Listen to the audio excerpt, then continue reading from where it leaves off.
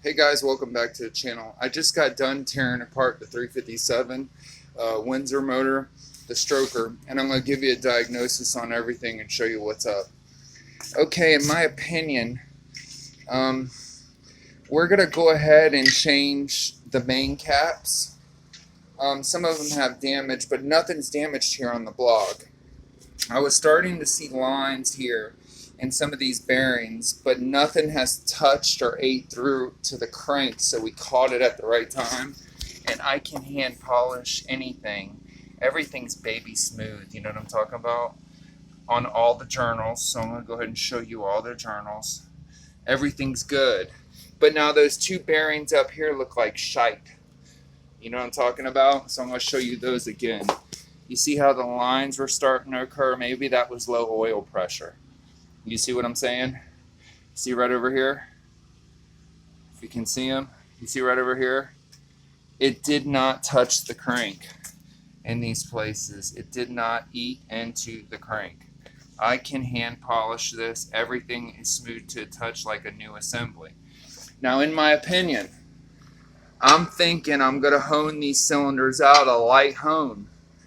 The rings and stuff, those are the two worst ones. They got like some, from sitting, maybe oxidation got in there. The rings are crap.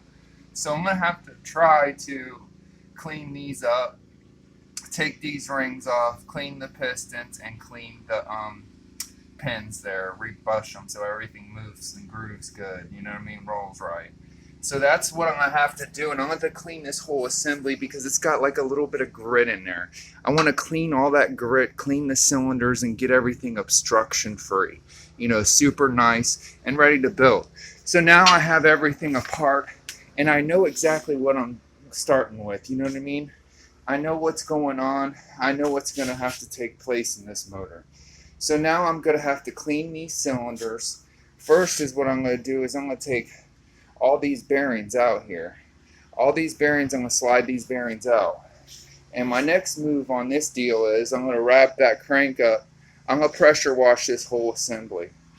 The pistons and rods and all that, I'm going to have to clean in that Berryman's Ken dip over there.